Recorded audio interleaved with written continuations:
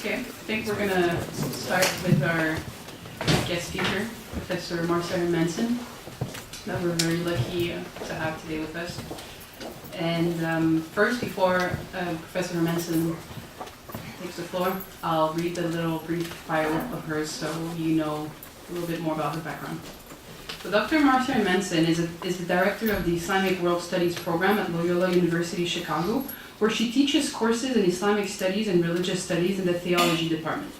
Originally from Montreal, she holds a Ph.D. in Islamic Studies from the University of Chicago. Her authored and co-edited books include Islam, Religion, and Pluralism in Europe, Islam and Citizenship Education, Muslima Theology, The Voices of Muslim Women Theologians, Shah Treatises on Islamic Law, and The Conclusive Argument from God, a study and translation from Arabic of Shah Dihlavi, Hujjat. Sorry, my bad.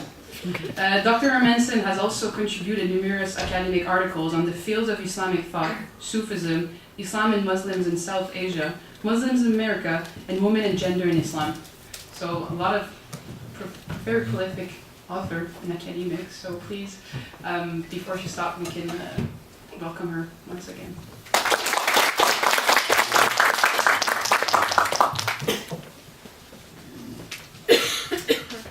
Good afternoon. Thank you so much for invited me back to Montreal and back to McGill.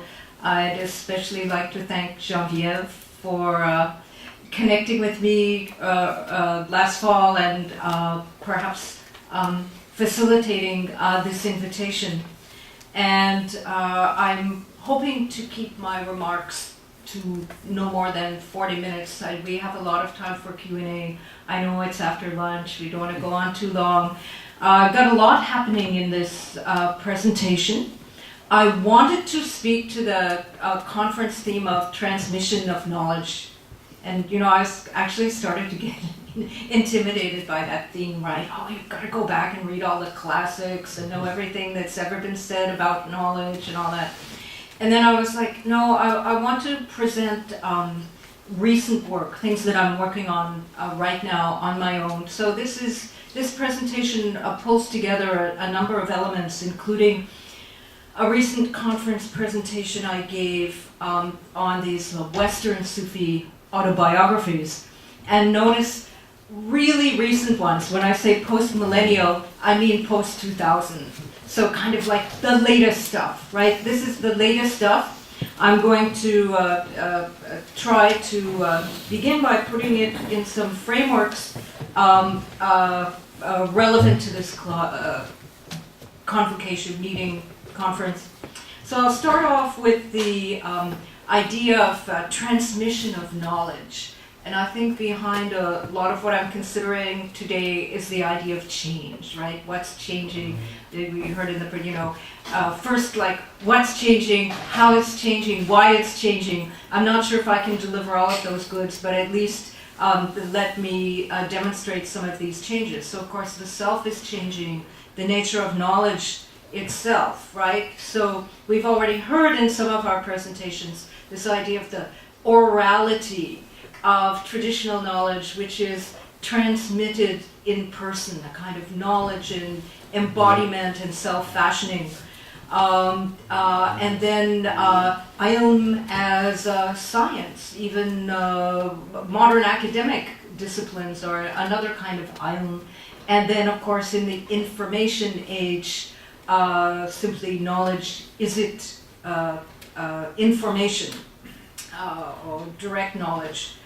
So I'm reminded of my early work on Shah Wali of Delhi, and in his book he says there's epistemological fragmentation in his time among the proponents of nakh, aql, and kashf, right? The basis of, is it transmitted knowledge? Is it rational discursive knowledge? Is it immediate disclosed knowledge? So this is not simply a modern debate or discussion about the nature of knowledge.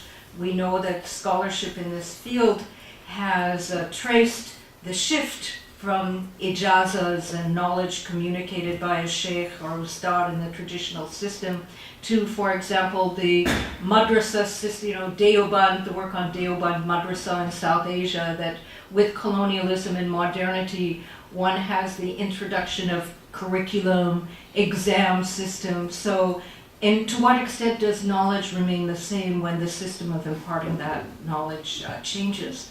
And of course, here we are. I want to foreground our situation is studying about religion.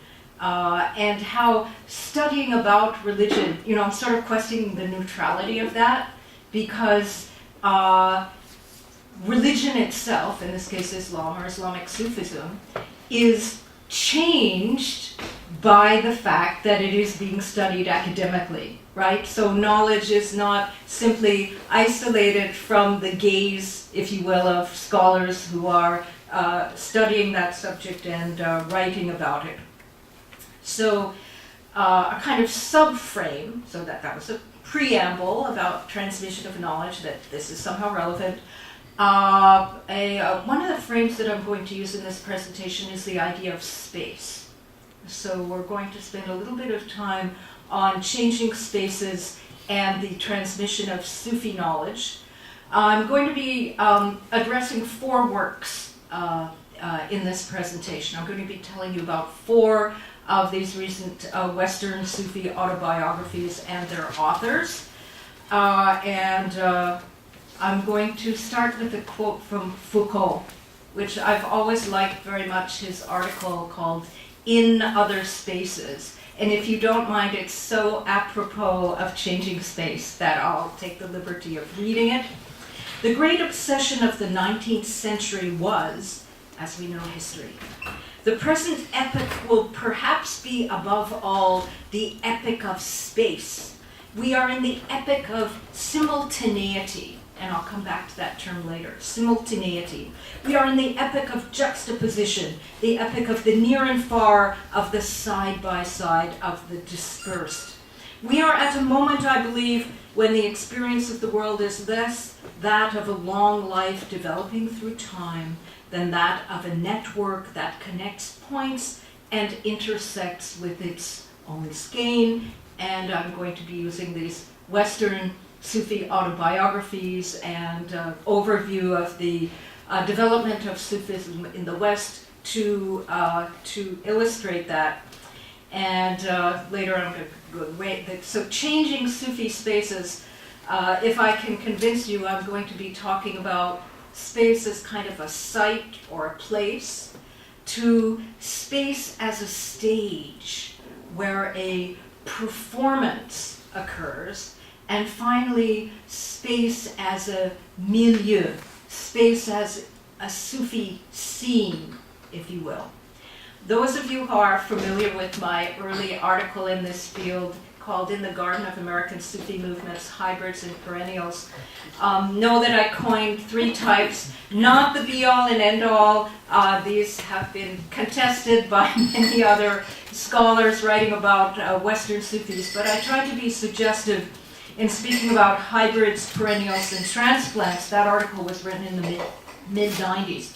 I think perennials was the most problematic of the categories because you have, in terms of perhaps Islamic identity, there are very universalists, like the Sufi order in the West, groups that I lumped under perennials. Then there are the Gainonians or Fridtjof Schoen or Said Hussein Nasser.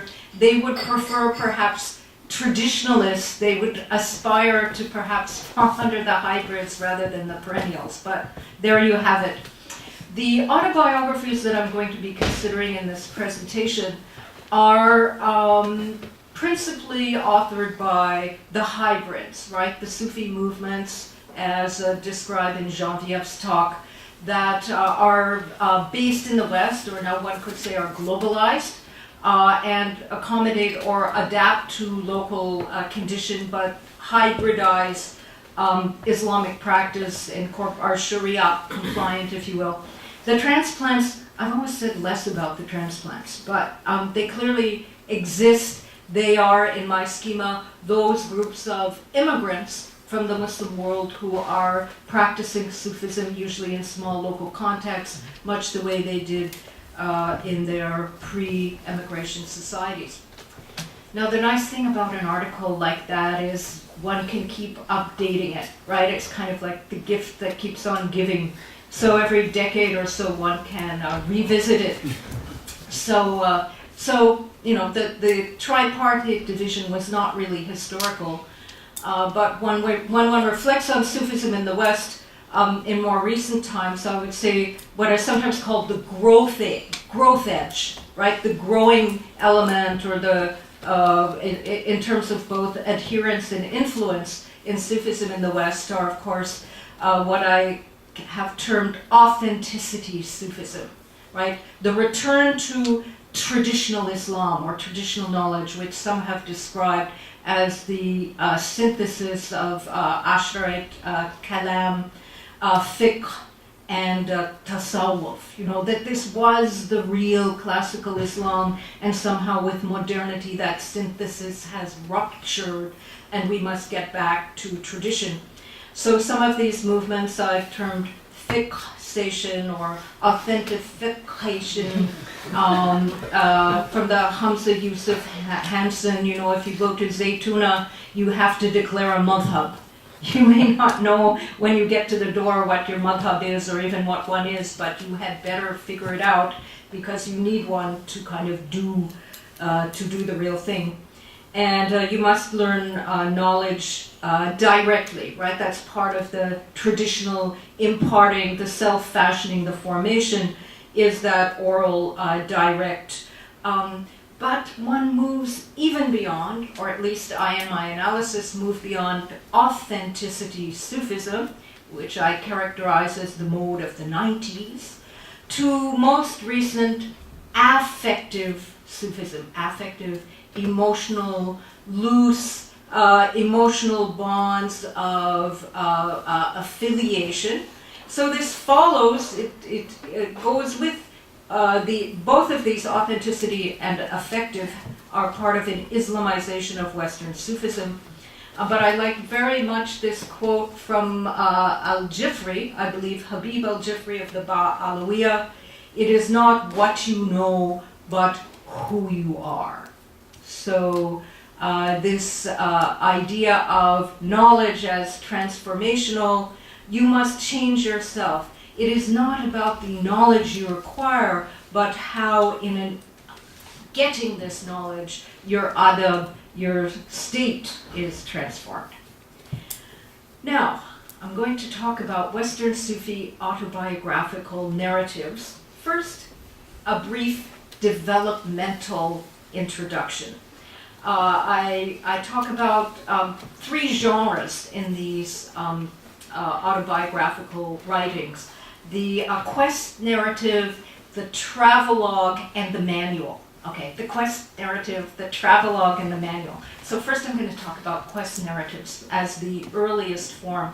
And some famous examples are Gurdjieff's Meetings with Remarkable Men. Although it was written in the 1920s, it was translated into English in 1963. So that's the earliest model upon which subsequent ones build.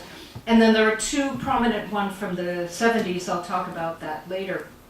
So I can't, in the scope of this talk, go too much into the story of Gurdjieff. I'm not sure how many of you are familiar with him.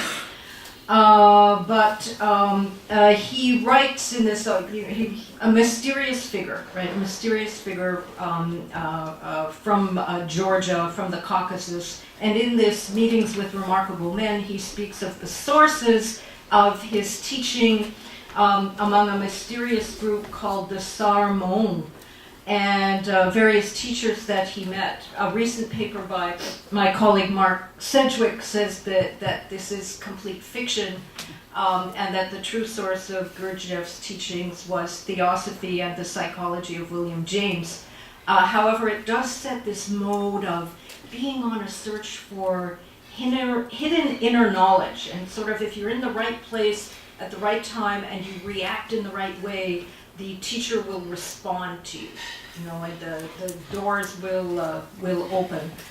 But then specifically Sufi versions of the quest narrative, Sufi biography, two prominent examples which influence later works and perceptions of Sufism in the West are the book by Ian Dallas, later known as Abdul Qadir Sufi, which was published in 1972, The Book of Strangers. Right? Again, not high Islamic content at that time, but the idea of finding along the path, moving on a quest, meeting the right person at the right time, responding appropriately, and sort of being handed on the path to increase one's knowledge. Of course, later on, Abdul Qadir Sufi, he went to Morocco. He claims to be initiated in the Habibiyya, and becomes his movement becomes very oriented towards fiqh, and especially Maliki fiqh, which of course is a trend across return to tradition Islamic movements generally. And then another classic of those times, quest novel, was Rashad Field, who came from a Gurdjieffian and Sufi order in the West background, but encountered a Turkish teacher, Bolent, and this book speaks about his initiation and subsequent teachings through Bolent. These were early examples. Hybrid Sufi orders, the four, not to the four works yet, the four post-millennial works that I'm going to consider, as I mentioned, fall broadly within the category of hybrid Sufi autobiographies. The hybrid orders increased in the West with more immigration from traditional Muslim societies. Some of the prominent Sufi leaders of these movements are, of course, Guru Bawa, who came to Philadelphia, the Bawa Muhyiddin Fellowship, Sheikh Muzaffar Ozak of the Helveti Jarahi order, and I'm also, one of the examples is Rafai Alami Tariqa that I'll mention later. So after the early quest novel biographies, imagined biographies, if you will, we have a period of what I term Sufi conversion narratives, hybrids, no doubt. Two that I'm going to mention are The Writing on the Water by Muhyiddin Shakur, and Nuruddin Durki's Embracing Islam. And I just noticed the subtitle again. Some excerpts from a tale of exile and an account of time spent in the interzone. Exile and interzone. Notice that that sense of space, right? That sense that somehow we are in a new era of space. This is not about east, west, but it is about if you will, a changed quality that these individuals are in search of. And in the case of Shakur and Durki, find it in Islamic Sufism under the tutelage of various sheikhs. Okay. Here come the big four, the post-millennial Sufi biographies. And I'm not sure if anyone here has heard of any of these figures. Let's take a survey. Anyone heard of Maryam Kabir Faye? Great. Anyone hear of, I'm sure nobody's heard of Rabia Broadbent, right? Rabia Broadbent. Michael Sujic. Must have heard of him. Okay, so we're on the same page. New Hameen Keller. Okay, so we have what would you say, a spontaneous kind of survey of, how prominent these various people are.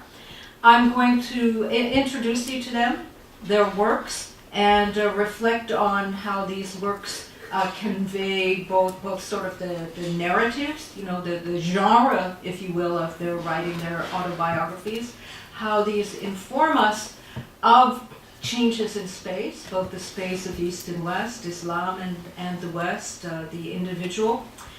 So first of all, we're going to treat the works one by one. Let me give you a preview of general characteristics of these works. We could say that each one of these works is situated within Islamic Sufism. 3 of the authors are Westerners who are now permanently located in the Muslim world. Noor Hamim Keller in Jordan, Michael Sujic in Dubai, and Rabia Broadbeck in Turkey. All are well-traveled and cosmopolitan, even privileged in background. Actually, the reason that I mentioned that privilege piece is I also would discuss, now I will discuss it since I opened the door, autobiography. You know, autobiography is a genre. So in autobiography studies, there's a critique that autobiography as a genre, the way that we expect an autobiography to read, is influenced by Western notions of the self. So there's been like a feminist critique of autobiography that is basically a male-centered genre, you know, and that should be displaced in terms of feminists. But also there's a post-colonial critique of autobiography, that the way that we anticipate that an autobiography should read is privileging the Western notion of the self, and that one should have a kind of subaltern approach to other kinds of genres that might in their own way merit consideration as autobiographies, which of course opens the door to me to discuss some of these works which may in fact defy our expectations. In other words, they are not the story of a person's life from birth, development, until they reach their fulfillment. Many of them have only partially autobiographical references and also include manuals of how to be a Sufi, what is Islam, and so on, along with autobiographical reflections. But again, we're going to talk about quests, travelogues, and manuals. So here's Mariam Kabir Faye. She lives in Philadelphia. Her book is called Journey Through 10,000 Veils.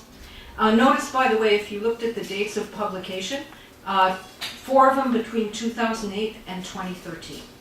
You know, we have, shall we say we have a kind of cohort here. And actually in Kabir Faye's story, she has moved through the various sorts of Sufi movements up until the present to Islamic Sufism. So she's gone through the universals, the hybrids, and authenticity Sufism. She's originally from a liberal Jewish family in California. She writes about growing up and being influenced by the upheavals of the 60s, including the assassination of President Kennedy and the Civil Rights Movement. She gets admitted to Berkeley and becomes involved in experimental theater, in which she performs as the goddess Kali, who dies and is resurrected. She also studies Eastern religion. She continues her search and ultimately goes to India, searching for the guru of Baba Ramdas, Neem Karoli Baba. And somehow along the way, when she's on the magic bus crossing Afghanistan, she sees, well, not the magic bus, on the regular bus with the Afghans. So she's on the regular bus with the Afghans, and they get off and do prayer stops. And something, it's almost like a signal, right? A hint to her that kind of this is the way she's going. So she lives in many other places. So her autobiography is rather a travelogue. She's been everywhere. She's studied with every major, teacher from all traditions. But she ends up with Islam. She's in the United States and spends time with the previously mentioned Nuruddin Durki, who had been in the Vilayat Khan movement and then goes to Jerusalem and studies with a Shazali sheikh there. Sidi, who has his own Western Sufi order. Kabir also goes to Jerusalem, but rather than staying with the Durki crowd, she finds her own mentor called the Grandfather, who is a traditional Palestinian Sufi from Hebron, who teaches her the movements of the ritual prayers. She then returns to the United States. And this particular quote, she's talking about being with Durki and others at a place called the Lama Foundation in New Mexico. And I find this very interesting. I remember this time with great fondness and nostalgia. The theme of nostalgia is very interesting in these Sufi autobiographies. The Islam we were discovering was independent of political and worldly context. So this is the 70s. This is pre-Iranian Revolution. It was independent of political or worldly context. There was no cultural or political overlay. We had been searching for the way, the path of truth. We were following the way that all the prophets had followed. So you see a universal orientation that continues in Faye despite her becoming a practicing Muslim. Her autobiography is in the form of a travelogue. She starts in the West, and all along you have a sense of her time and place. She meets with teachers, and actually at the end of her autobiography, she discusses her theological views, and I say a little bit about that. This poem by Kabir Faye initiates the book. It's on, I say, the theme of nostalgia.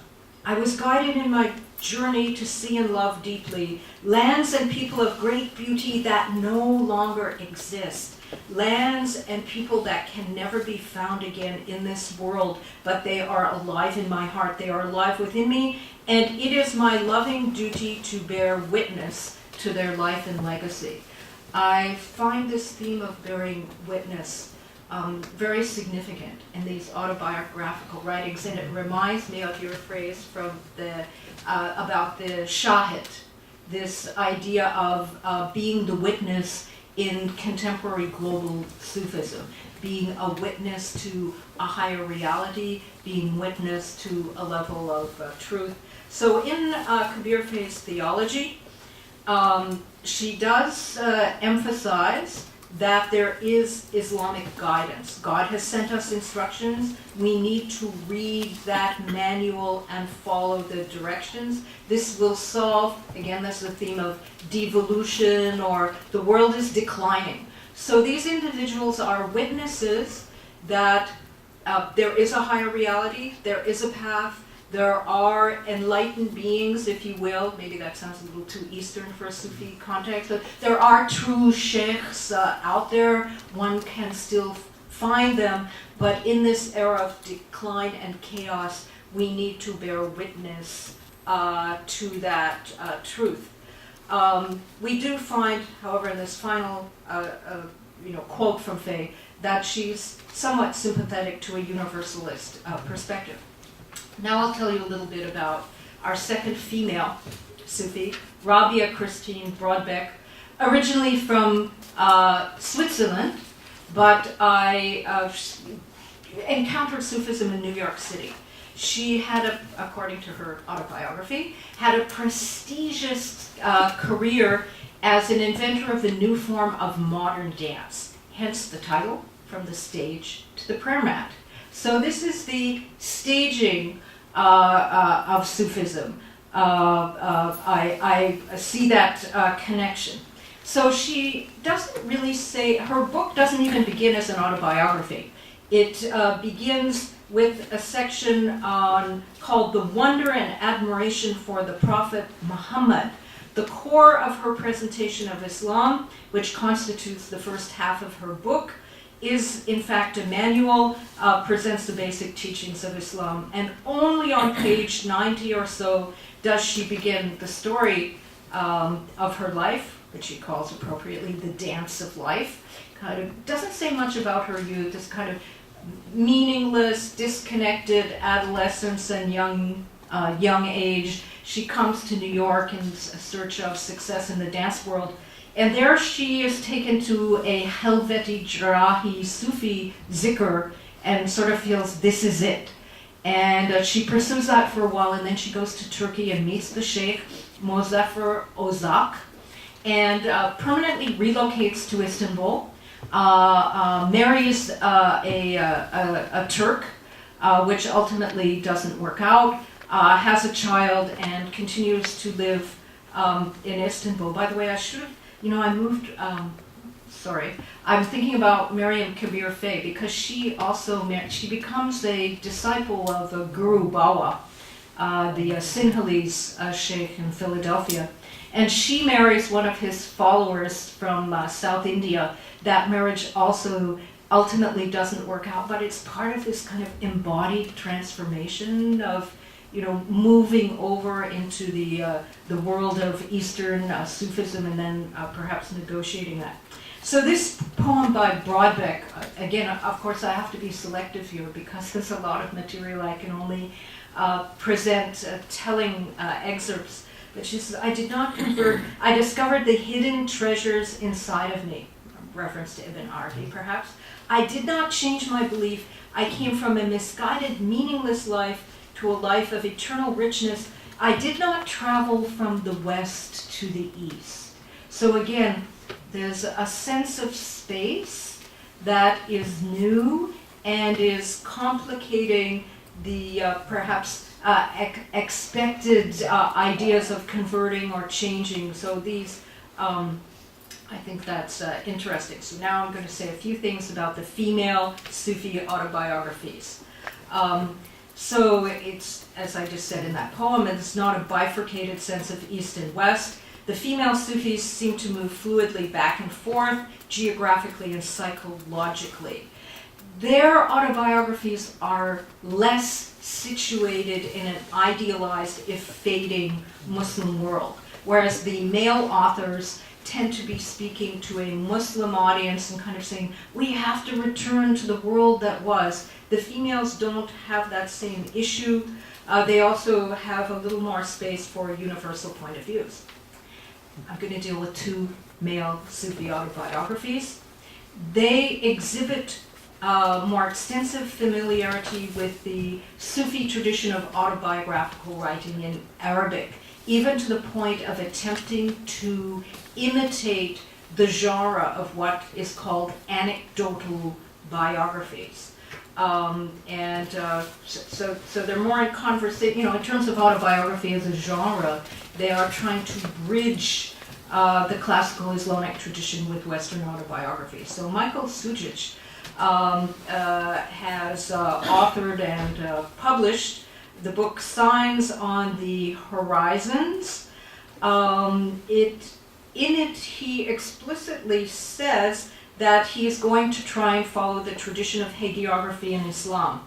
And he mentions the classical authors at-Tirmizi, Attar, Abu Nu'aym al-Isfahani, Hilyat al-Awliya, and the Ruh al-Quds of Ibn Arabi as exemplars. So he tries to do the same, I think with a degree of success in his own work. He originally comes from the United States. Tells us along the way a little bit about himself here and there. He was apparently adopted, but believes that he was of Syrian origin. He travels to the Muslim world and ultimately marries a Saudi Arabian woman. He doesn't tell us this, but reading between the lines and just Sufi buzz, he was a murid of Abdul Qadir as-Sufi for a while, and like other talented murids of Abdul Qadir, such as Peter Saunders, the late Abdul Haimour, the Sufi poet, and Umar Farooq Abdullah, the scholar. They broke with Abdul Qadir as-Sufi because of his eccentricities, and kind of continued on their own way of the Muslim Sufi path. So Sujic, likewise, he lived in Saudi Arabia. He had many traditional shuyukhs. This is actually taken from an interview with Sujic, but I think it's very relevant to our themes. He says, Muslims have lost their moral and spiritual compass in our time. The saints, the Sufis, were that compass.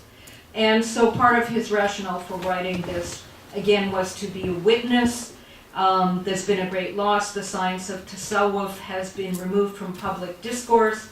Young Muslims have been cut adrift. I wanted to let them know that these people still exist. I've been gifted with proximity to them. I want to provide hope to authentic seekers. He calls his book a book of memories, a commemoration of remarkable men who have defined my life. So direct allusion to Gurdjieff in this genre of telling the lives of remarkable men who transcended the ordinary. So it's an interesting example of the genre which deliberately imitates Arabic Islamic Sufi anecdotal biography. The final example of the four, and apparently the most well-known, is Nu Hamim Keller. He's known for his translation of the Shafi fiqh manual, Reliance of the Traveler. His manual cum autobiography is called Sea Without Shore, a manual of the Sufi path. Nu Hamim Keller is originally from the United States. I think maybe also from California, although he doesn't mention that in his autobiography. He traveled to Jordan and studied with traditional teachers in Syria. He had a Shadli sheikh in Syria. He traveled there in the 1980s, continues to reside there, and his movement is one of the largest and most popular globally, and especially in the West, especially among young American Muslims of Indo-Pakistani, perhaps Arab Americans, some of revert backgrounds to Islam, stressing the practice of traditional Islam. They have sort of a section of Amman where people in the Tariqa come and stay and imbibe knowledge. They enforce strict gender segregation. Female murids wear niqab, at least while they're in Jordan. And there's a lot of emphasis on punctilious observation of fiqh norms. I've got to tell you a story about Nu Hamim Keller. I was in Jordan in the 1980s, and I happened to be in a small village called Sarikh, because somebody who had been a student at University of Chicago had a connection there, and he invited me. He said, you know, there's a woman's Sufi group in this village, and you should meet them. So I went in a Palestinian refugee camp in this little town. There's a group of female Sufis who follow the sheikh of Nu Hamim Keller. So the leader of these female Sufis said, you know, there's this American guy who lives in the village, and he gives the call to prayer, and his Arabic is like really heavy, but he's really sincere. You should meet him. So she set up this meeting, and so Nu Hamim Keller walks into the room and he looks at me and he said, I know you. You were in my Islamic Civ class at the University of Chicago, and you wore purple all the time, and I had a dream about you last night.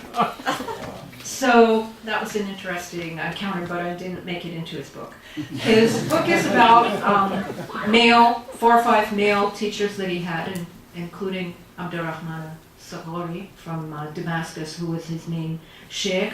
They're very sober, simply told stories of these individuals, emphasizing their piety, their sincerity, their deep immersion in Islamic knowledge, as, if you will, a proof of the depth of Sufism that continues in our time. So this is Nu Hamim Keller, I see as representing authenticity Sufism and fixated Sufism. There are 3 parts of his book. This is a quote. First is these men that he met and knew in the path, fonts of guidance, whom God has blessed with his greatest gift. So the first 90 pages is biographical and tangentially autobiographical, as was Sujic. There are things about him and who he met, but it's more about the people that he meets. Then Keller has a manual of the practices of the Shadli order, and finally his arguments on various theological points, the most striking of which is his contesting universalist readings of Sufism, including interpretations of Ibn Arabi in academia and in the Guénon movement, Fridtjof Schumann, and so on. So he pens an entire chapter refuting such interpretations and says any acceptance of other religions as true is tantamount to kufr.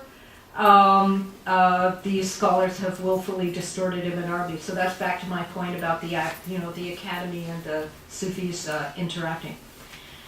So now we are moving towards some general observations. So the patterns of space in Western Sufi autobiography. So I say there's a movement from sight to stage, as we saw both the female Sufis were performers and artists, to the Sufi scene or the space. And we can also trace in some of these writings the movement from perennial Sufism as encountered by Kabir Faye to the hybrid Sufism of Muzaffar Ozak and Guru Bawa, and finally to the authenticity or traditional Islam Sufism of New Hamid Keller and Michael Sujic. So finally I'm going to say a little bit about current affective Sufi movements, and I'm going to use some images to talk about space. So some of these maps and images are from another presentation I do on multi-sided Sufism. So the Haqqani, people are interested in the Naqshbandi Haqqani order, and this is a map, screenshot off the internet of the Haqqani dhikr centers.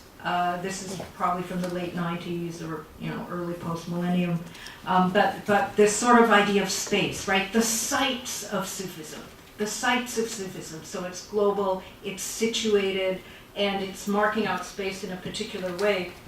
And this, again, you won't find it on the internet anymore. Well, of course, Sheikh Nazim has passed away, but even this other idea of imagining global space, right, among Western Sufis. So you have the travels of the Sheikh, right, the travelogue or the transmission of knowledge by the Sheikh going to these various places, so different ways of imagining space.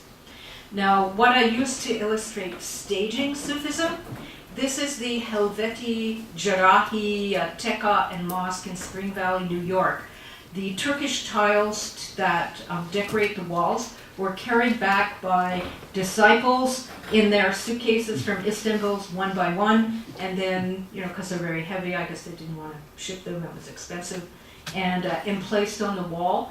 And in this tekka is reenacted the dhikr the way that it would be. Of course, there are accommodations, but the way that it would have been in Istanbul. So trying to embody or stage or recreate an Eastern Turkish form of Sufism, including after the dhikr, the disciples come around and serve anyone with great adab and in a very humble way, and sort of the perfect, placement of the plates and all this, the stage, if you will, of recreating or perhaps creating an imagined Sufi space. Now, in terms of knowledge-based authenticity Islam, which I know there's a little conflation here of Islam and Sufism specifically, but I like this image of space. It's like kind of, I would call it Islamizing, right? Islamizing the map, right? It's like Islamic knowledge has kind of occupied this or created this new space of knowing. I think that's part of the imagination of both Western authenticity Sufi movements and part of their inroads and impact on American Islam generally, because Sufism of this form becomes more and more acceptable. It is tazkiyah nafs. It's expressed in Islamic terms. It's no longer extreme or outside. It's part of the traditional Islam synthesis. And then Faraz Rabbani, he's actually Canada-based. Ironically, in almost all my talks, I always have like a little some Canada content. So from Toronto, has gone through various, Sunni path and various forms of traditional knowledge and Islamic knowledge on the internet.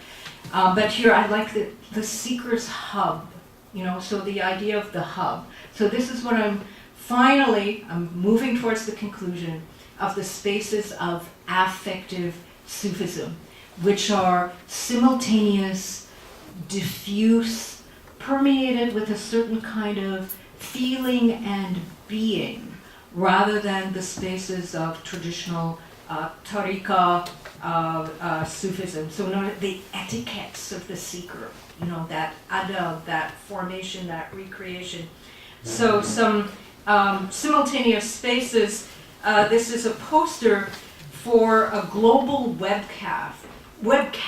So one of the activities of the affective Sufis is milads, and having global milads that you can log into in real time.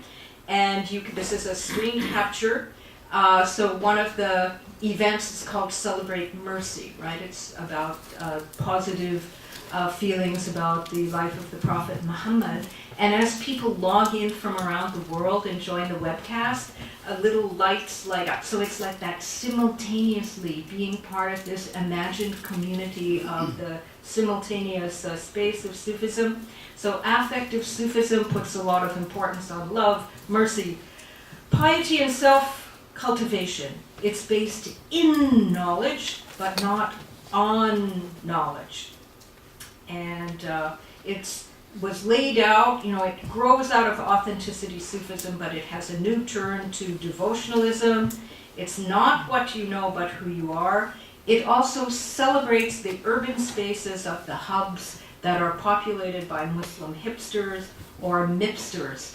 And one example of this affective Sufism is the specific allusion to being a third space, based on the theory of Homi Baba of third spaces. So there's a group called Talif Connection, which comes out of the sort of Hamza Yusuf, Ba Alawiya, traditional Islam, authenticity Sufism, but then takes it to urban contexts in the United States. And this is a picture of Osama Cannon, who is the inspiration for the Talif Connection, based in the West Coast, but they also have sessions in other American cities, including Chicago.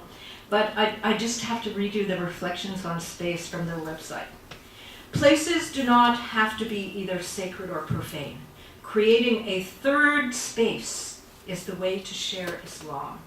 It's a safe social space, void of anything poisonous to the soul. So in other words, the third space is not the space of the madrasa, not the space of the mosque. It's a space where you can just come, be who you are. Even if you have, you're exploring your gender identity, or you have piercings and tattoos. This is kind of what they say on their website. Just because you're not in a religious space, should you not continue to be in a space of God consciousness? In other words, when I'm the social me, I'm still the Muslim me. When I'm the Muslim me, I'm still the social me. And that is the quality of it's who you are, not what you know. That's the end.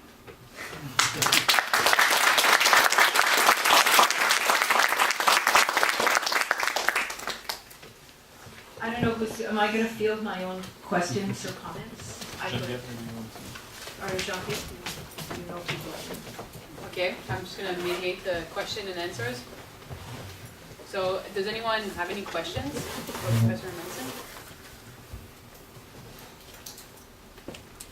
Yeah, Nim. Okay, I have two questions. One is, well, let's take just, randomly the example of the Haqqani community. My question is, how new is that third space of effective Sufism when, in fact, as soon as Sheikh Nazim started, there's video, I don't know how soon, but on YouTube there was videos of him preaching in places where you had hippie movements, etc., in Woodstock and other places, and so there was this element of affective Sufism that basically was introduced and was hybrid and many things. And that's like 20, 30 years old, I suppose, I don't know, 20 maybe? Mm-hmm. 45? 30, right? That's 45. 80s, maybe. Oh, I thought you were talking about Woodstock, sorry. Well, pretty much. Yeah. Woodstock was before Sufi movements. Woodstock is just a name I give to because I was But told Woodstock was right? where Pure Vilayat used to have his camps. And stuff. Okay. But anyway, okay, 80s. Sorry. It's Yeah. okay. Right, I'm just talking about Right, on the basis of footage and what people say. So how old is that new effective Sufism and who practices it and who represents it in terms of movements? And the other thing is, would you say that the stage perspective has something to do with, has something to do with Sufi practice and doctrine in the first place? which would be a reason why you'd have these figures who come from theater, etc., and integrate Sufism. I'm thinking of, I don't know, like the work of actors in terms of, self introspection and the role of the role of I guess surroundings and things onto the spirit and vice versa. And I don't know. I'm just throwing this out there. No, those are exciting questions, and do I have answers? Well, I do feel, I'm not sure if I can prove it, maybe I would if I had, more time to reflect on it.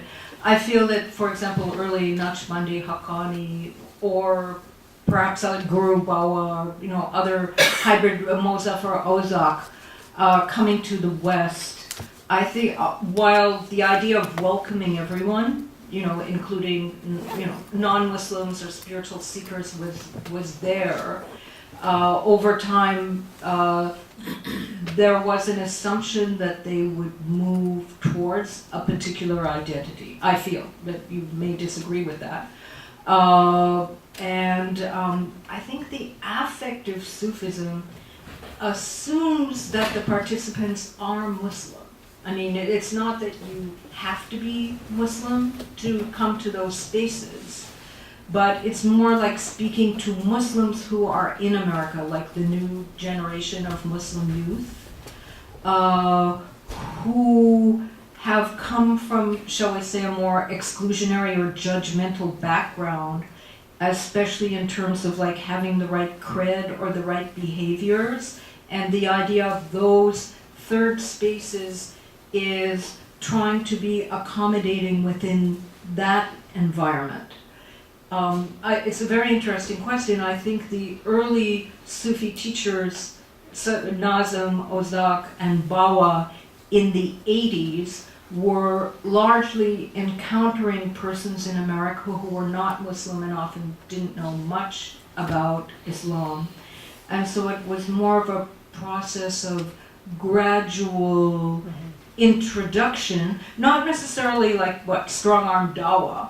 You see Bawa, in some of these groups it's still ambiguous, right? You have the Bawa followers who say it was really about Bawa and his teachings in Islam was incidental, versus those who say, and Kabir Faith talks about this, she's kind of a heroic figure in her autobiography because she's the only one who knows the Salat and will publicly do it in the Bawa Foundation. And then people start following her, and eventually she kind of Islamizes the movement, but Bawa approves of that.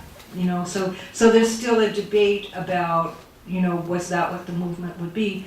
In the Naqshbandi Haqqani, you do have, for example, in Britain, I gather, there was a bifurcation between the more New Age, a group that never formally became Muslim and those who did. I think in North America it's largely a hybrid Sharia following movement. And again, I'm not saying that there wasn't emotion or, that it didn't appeal to people in that way, but it was less of sort of maybe being. And by the way, the Osama Canon, the Seekers Hub, Talif Connection, Celebrate Mercy, they are not about tariqah and sheikh.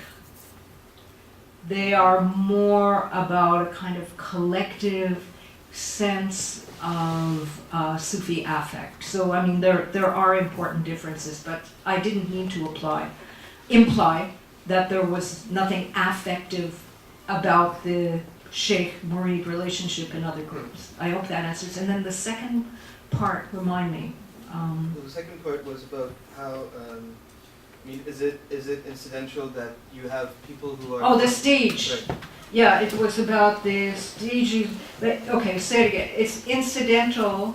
That you have people who come from performers' backgrounds and embrace Sufism. Is there something in the Well, I mean, and of course, I'm talking about 4 autobiographies, right? So yeah, it's kind of cherry picking. Can I say that any female who joins the Sufi movement is going to, show these kind of characteristics? I can only be I'm only trying to explore this idea of changing spaces in the transmission of knowledge. So Are creative, artistic people attracted to Sufism? Well, I suppose there is a kind of countercultural, a counterpublic, bohemian aspect in some conversions. You know, people like Stefano Alivi and so on talk about the various types of conversions, right? Like who would convert to Islam. So one is cultural conversion or, you know, protest.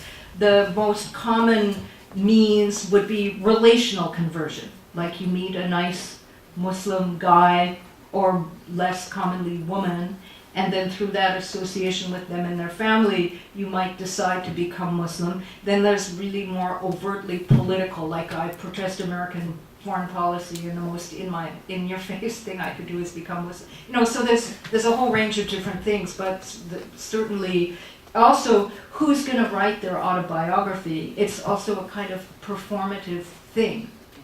I mean, not all. Actually, Sujit does travel writing and leads tours. So I would say from a literary sense, all of these autobiographies are actually quite good. I mean, they're good reading. They're not...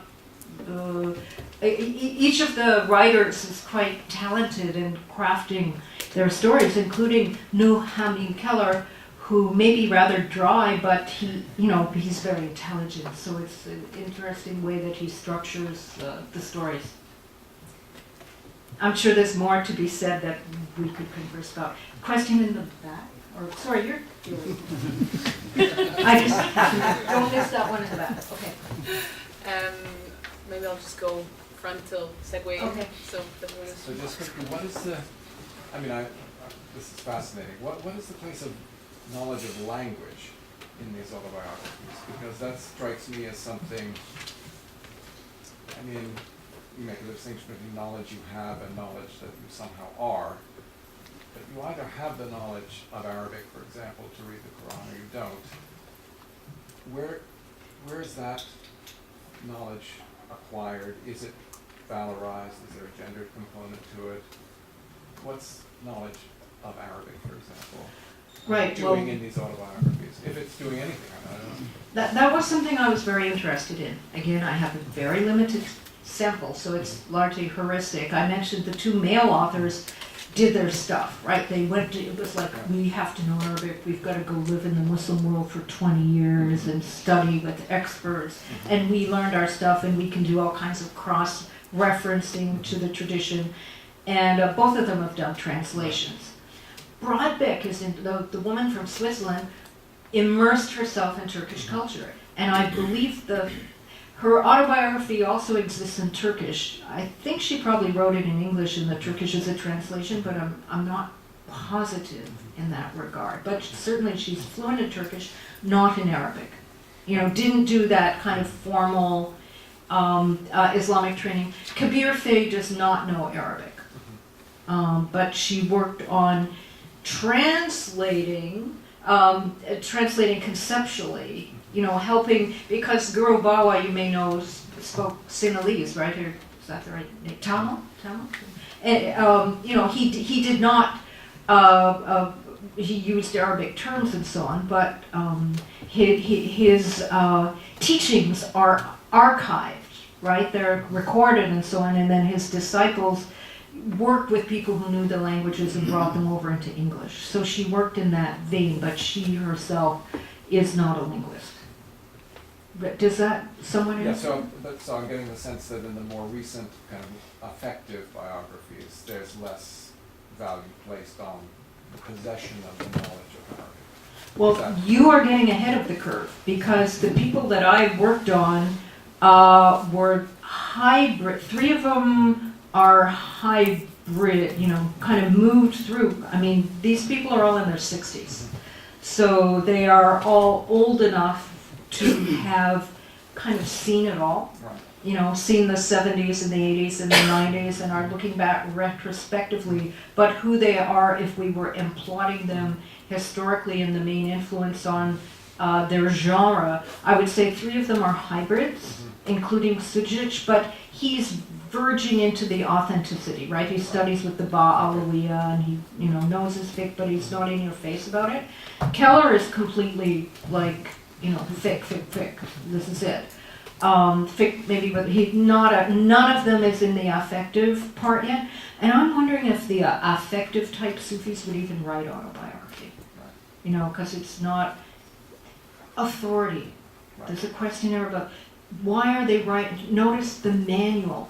Notice the nostalgia. These people have a cause in which they explicitly say they want to bear witness. They see that the entire world is in trouble. The women see the entire world is in trouble. The men are more like the Muslim world is in, you know, we got to deal with the Muslim world, like that's our turf and it's in trouble. I think the affective type of Sufism would not be so didactically oriented in that way. It might be more one, you know, encounter at a time. Of course, we'll have to wait for those to be written. Asha? You can go back. Yeah, okay, so, Brian? Okay. Well, thank you very much for your talk. I'm really interested in this idea of the. I'm sorry if my camera's blocking. I'm really interested in this idea of this the development of the third space because I went to Ta'alif in Chicago, and I don't know if they've moved, but when Osama Khan would come, he would go to the downtown mosque. You know, the 4-story thing I think was on State Street. And I think when you say this idea of a third space is very interesting because I'm wondering if you could elaborate on that more because at least in Chicago, I know in California they have their own center, but in Chicago they're working within a mosque. You know, so this idea of creating a safe, for example, non-strictly segregated place inside a mosque that is already segregated. You know what I mean? Like I wanted to know if you could elaborate more on that. I can answer that because I'm from Chicago. Okay. Yeah, now they're doing it in American Islamic College. Okay. And when they do it in the American Islamic College Mosque, which is quite a large space, they do not segregate. Okay. They do not segregate. And they also do some of their things in the cafeteria, which is not a segregated space. So maybe that's why they moved out of the downtown Islamic Center. Question in the back? I was getting the feeling, I imagine that what you're talking about are ideal types, in the sense that, you know, the gentleman was talking about the Haqqaniya. I think when you go to their Zawiya, you will probably find perennialists, you'll probably find some, you know, you'll probably find some people who attend the effective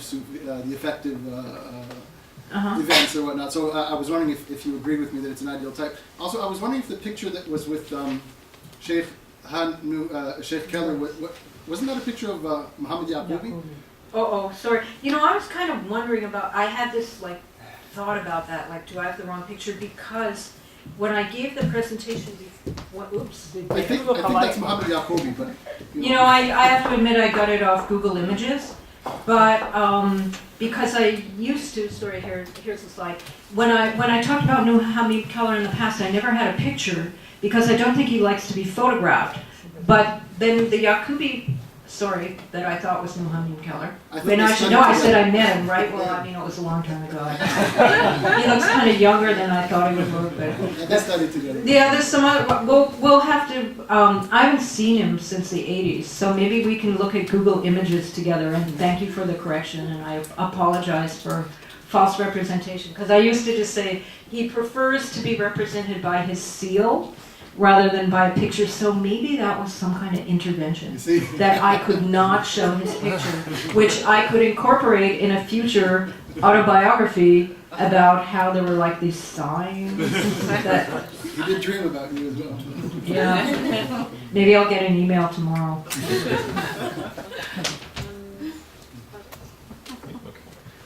Thank you for your wonderful talk. I was trying to think about it in relation to Genevieve's talk, and in particular, the idea of space that these folks articulate, and especially I'm thinking about Kabir Faye.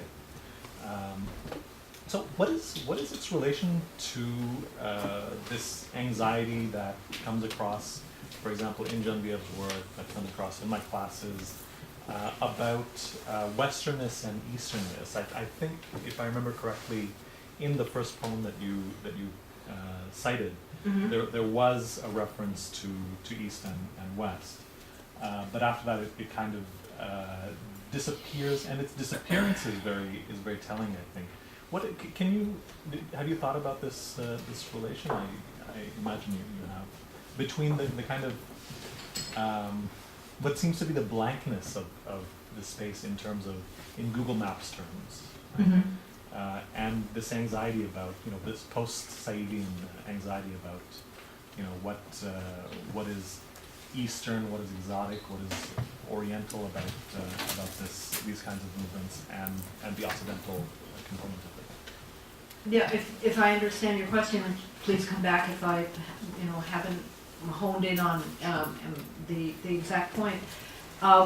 Something that I found interesting about these, recent Western Sufi autobiographies is how these individuals did become embedded, if you will, in Islam or in traditional Muslim societies, and perhaps, on the one hand, they have audiences to whom they're writing, right? I feel that the females were writing more to a Western audience. Like you can go on this search and you can find true spiritual teaching, whereas the males really had kind of gone, we Muslims have to get together and find the Sufism that we have lost. So I don't think it's just one thing, but I definitely, I have a sense of, the blurring or the complication or the space. We talk about global.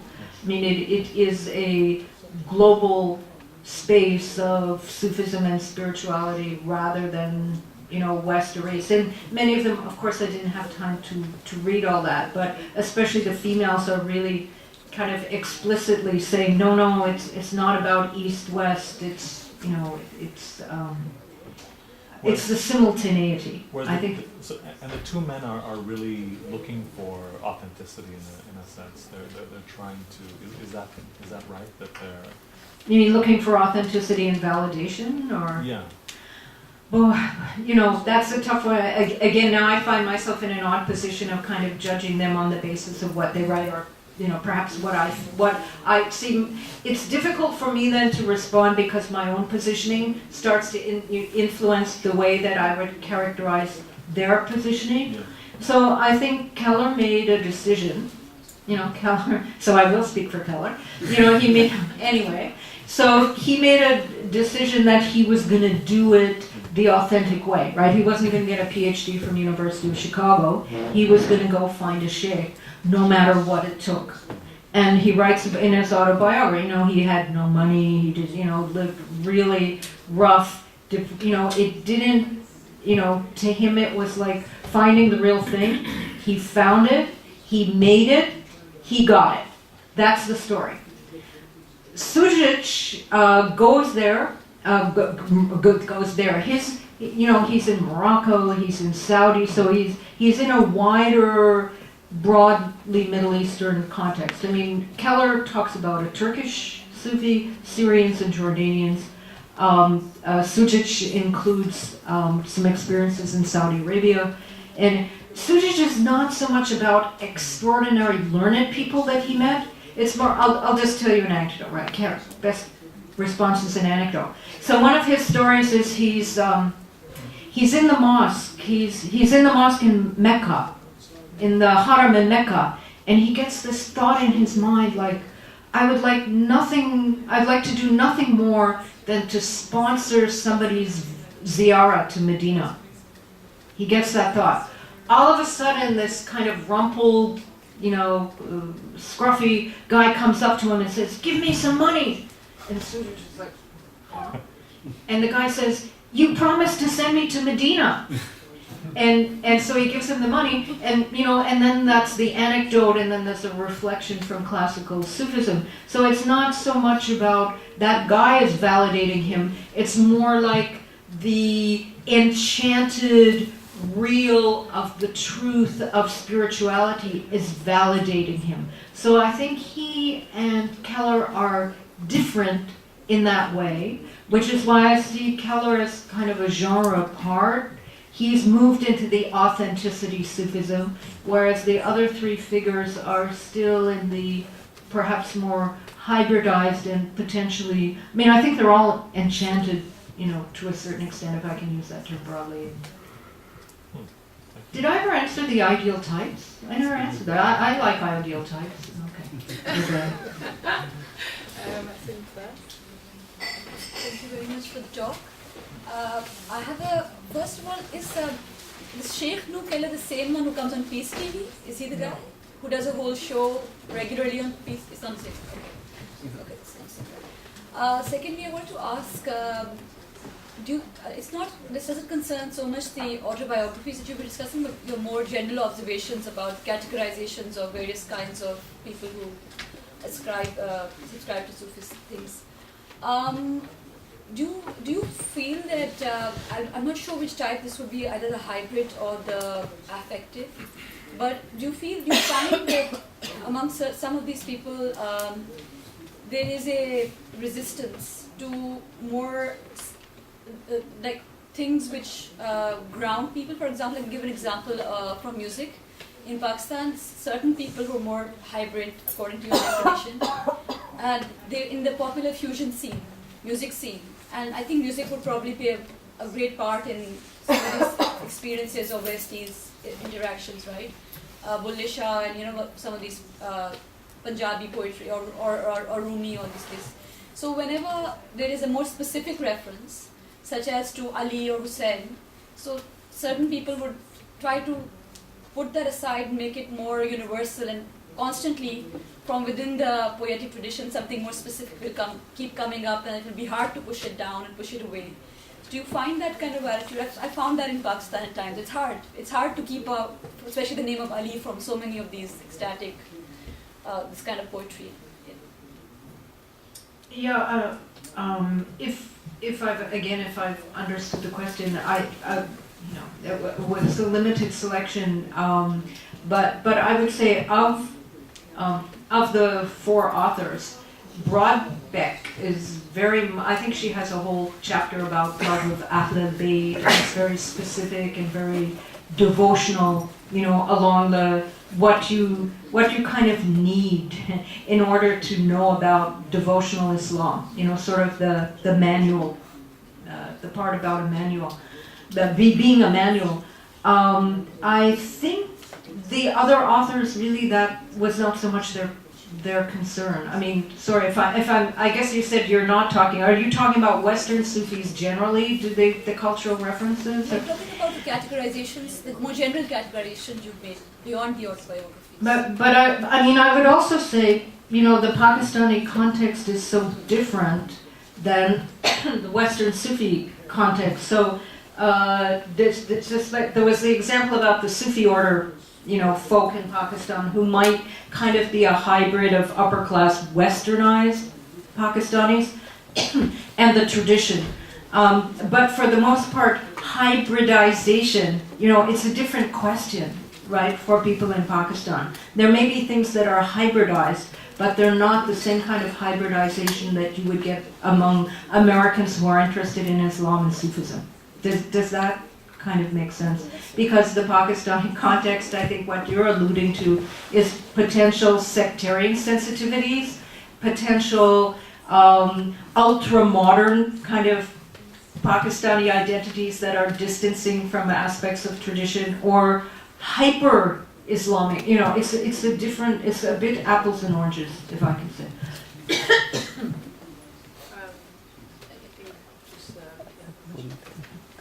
I'm interested in that essay of Foucault's that you introduced with, and I know that passage is from the very beginning where he talks about the transition from history to space.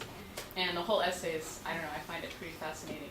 But I know that the whole latter part where he really talks about the subversions and inversions of rules and relations in social spaces, you didn't necessarily, from what I understood, you didn't necessarily take your analysis to that part of his essay. But you did talk about a third space, and you didn't have a chance to really get into that. But I'm wondering if you would push it so far as to mesh those two parts of his essay and mesh it with your own analysis, if you would think about the third space as a heterotopia where normal social relations are suspended or these types of purposes are subverted, you know, if you get into that. And if you did, would you think about the space as other with respect to maybe an originary Sufi space as envisioned in the East, or would you think of it as other with respect to the Western surroundings of Berkeley or New York performance space? And I'm wondering where you might take that if you were to take it there. Yeah, no, that's a great, fascinating question, right? Because the end of Foucault's essay is about heterotopias. Maybe you've all read it, but just in case not. So these, and the spaces he talks about are prisons, graveyards, and how those spaces, so where I'm kind of following Foucault is saying, well, these spaces move around from what they were, but now you're suggesting that we should introduce yet another layer, because as we have East meets West, so to speak, what might have been a Western heterotopia. In other words, could we say that a mosque, just going somewhere wild, thinking on the wing, could be wild, but mosque in America, a mosque in the United States, is that a heterotopia from the American point of view, right? So it's a space that is unexpected, that all kinds of different things could be projected on that space, right? It's a mega mosque, it's a scary thing, nobody knows what goes on in there, you know, so you know, perhaps, so I think we're playing with different levels, and I'm not sure the heterotopia in a traditional society where the rules are suspended. Do you know where I'm going? I can't help it. I'm thinking about shopping malls in Saudi Arabia, you know, and, or even if we got into really heterotopic spaces. I can't stop. The Kaaba, you know, the Mecca has become a kind of heterotopia, right? The clock tower, the Big Ben clock tower, and right beside it a shopping mall, and so when East and West meet, and East and West, let's say the Muslim East, and I'm not sure if we can define the West. See, I think maybe I have a problem being in the West, so it's more difficult to like immediately stereotype it with the label. The something West, right? Is it the secular West? Is it the postmodern West? Is it the Christian, you know, whatever it is. So when those two things meet, is there a new kind of heterotopia that's a fusion heterotopia, which might go back, you're both suggesting something about arts and performance. You know, can you stage? Do you need an imagined kind of new space that bridges those? Which maybe is where Talif might be suggesting, or the thing about performances and artists might be suggesting. Because both the East and the West are sites of new heterotopias. So it's space, I mean, it is back to space is changing. You know, this could easily become a book, but perhaps we will write it and not me. I hope that starts. I mean, I think my question was so broad and a springboard for a million conversations, so that was definitely a lot of stuff. But I guess I'm particularly, if I could maybe make do I have time for a follow-up question? So I guess maybe a question that might help you narrow an answer, because that was such a huge question. But a question that might help you narrow an answer might be a question about, I found a point in your talk, you were talking about East and West, and at points you're talking about simultaneity and bridging. At points you're talking about movements. I forget the phrasing. One of the people you discussed was talking about really a movement back and forth. Right, or I said women go back, the females went back and forth and weren't strongly cited in either place. Right, so I guess it seems to me, I guess I wanted to hear maybe a little bit more. My first question was about heterotopia with respect to movement between East and West, and whether it's like a migration in one direction or not. But my other question maybe would be about, could you relate this third space to heterotopia a little bit more explicitly? Is that an interesting question for you? Oh, all questions are interesting, okay. But you mean... Maybe you could say a bit more about third space. You didn't have a chance to talk about third space too much, and I'm not too familiar with that. So. Yeah, it's a notion, I think it's a notion that's not, it's suggestive, but not fully articulated in Right. Homi Bhabha. Were So we it's talking about not- Homi Bhabha? Oh, I didn't realize that. In that But it case, wasn't yes. Foucault, okay. I thought you were talking about it within the context of Sufi studies, and that it had But taken on the this particular Sufis, text. that's the thing, the Talif connection Uh-huh. is using Homi Bhabha, Okay, which is yeah. back to the point about academia and theory having Yeah. an influence on the observed. I see. So now Okay. Sufis in the West who are hipsters can use critical theory to explain what they're doing. For particular, and that's, you also talk about post-coloniality and the subaltern. I was a little unclear on how you were using the I word was subaltern. talking about everything. So. Yes, you were. But it's okay. It's okay. Push me. Go ahead. Subalterns. Yeah. I mean, no, I mean, I could, Well, I could the have a back and forth subaltern conversation piece- with you, but I should probably. The subaltern piece was, Yeah. on the one hand, I wanted to complicate the genre of autobiography Yes. based on what people do in autobiography studies, because that kind of opens the door for me to talk about anything, right? Because otherwise you might say, is this an autobiography? The guy doesn't tell about his birth or his childhood. It's really about his sheikhs. Like, where's the autobiography? And I'm kind of using that, you know, feminist and post-colonial critique of the Western autobiography as a self-centered male gaze genre to say, well, why aren't these autobiographies? Okay, so then I did that, but then I kind of picking up on the term subaltern Yeah. in relationship to post-colonial autobiography. After all, these are not authored by people from the Middle East, Yeah. right? They are Westerners who are privileged and have absorbed, we're assuming, Western discourse, including the discourse of quest novels and all of these other things that are just there if you're a literate, privileged Westerner. And then are they appropriating? Are they absorbing? Are they translating? They are bringing Islamic elements into the way they fashion their stories. Or are they? So in the case of Sujit, he's being very explicit about how he's doing that. And to an extent, I think if you read his book, you can say, yeah, he's kind of doing, you know, it's like the translation or from Hujjat al-Awliya. I always felt that when I'm reading some of these classical tabaqat, it's kind of like, why are they even telling this story? You know, kind of what's the point, or the point is kind of obscure. So, I mean, he's telling the stories, Sujit, he's telling the stories, they're not, they do seem to be to the point that there's an enchanted reality. There's an enchanted Sufi reality, but it's not about selves. It's not about a personal development in that way.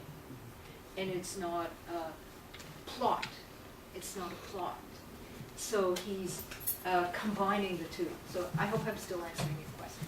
Yeah, I could ask a million more, but I'll let you go on. Thank you. If we have the last question.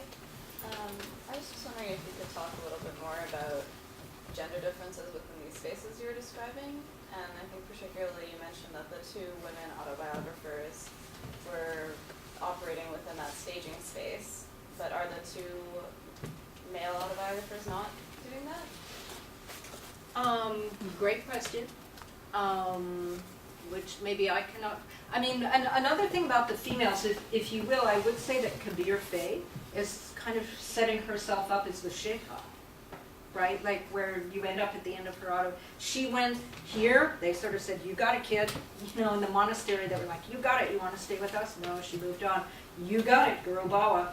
You got it." And now she's always been with a sheikh. But she's also kind of evolving into a sheikha in her own right. I think Broadbeck is much more the sort of humble murid who is subsumed within her absorption and compliance with tradition. That's more her story. So you also have the individual, right? So I mean, there's gender, but then behind the gender is an individual, and then back to the performance. Is Keller performing? Is Keller? It's sort of like knowing. I'm theorizing here, right? It's like knowing, being, and performing. And I think we're back to that question of: if you're really performing, maybe you're being.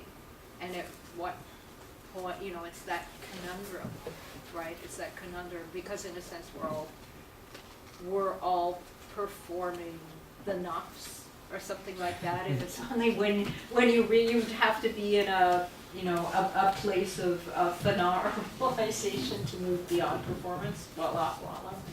It's kind of deep, you know, it's a deep question. It's a deep question that becomes not just them, but like, to what extent could we say we are not performing?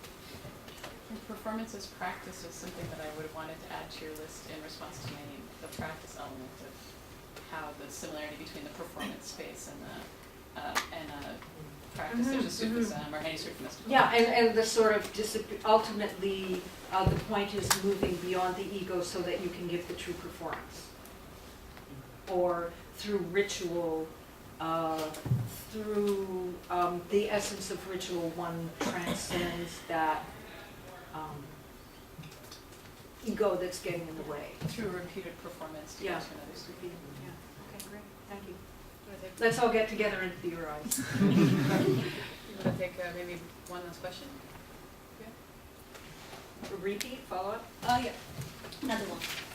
One thing, that's an interesting point, thanks, that even the hybrid spaces between Pakistan and the States would be different. That's interesting because they're reading the same things half the time, if I'm not wrong, Goldman Sachs and, you know, all of these things, right? So it's the same education, familial connections, people going back and forth. So of course it would be different, but it's interesting to think about how little that difference might be or how large, right?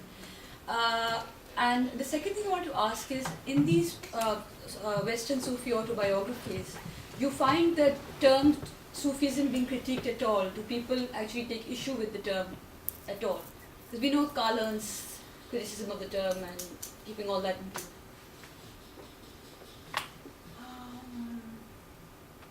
I don't even know how much Hamid Keller uses the term Sufi, come to think of it. So again, the short answer is perhaps I don't know in detail, but what you're suggesting is I don't think that there's any like direct critique. Like we shouldn't use that word, or there are no Sufis, or it's a bad term. People don't say that. I think often the term tasawwuf might be used instead of Sufism. Maybe that shows some reluctance. And I would have to look at how frequently that word is used as opposed to other words. Because certainly, say Broadbeck does not emphasize Sufism. It's sort of Sufism along with basic devotional Islam. Can I put it that way? Keller is a Shadhali manual, so it's tariqah-based Sufism grounded in Sharia.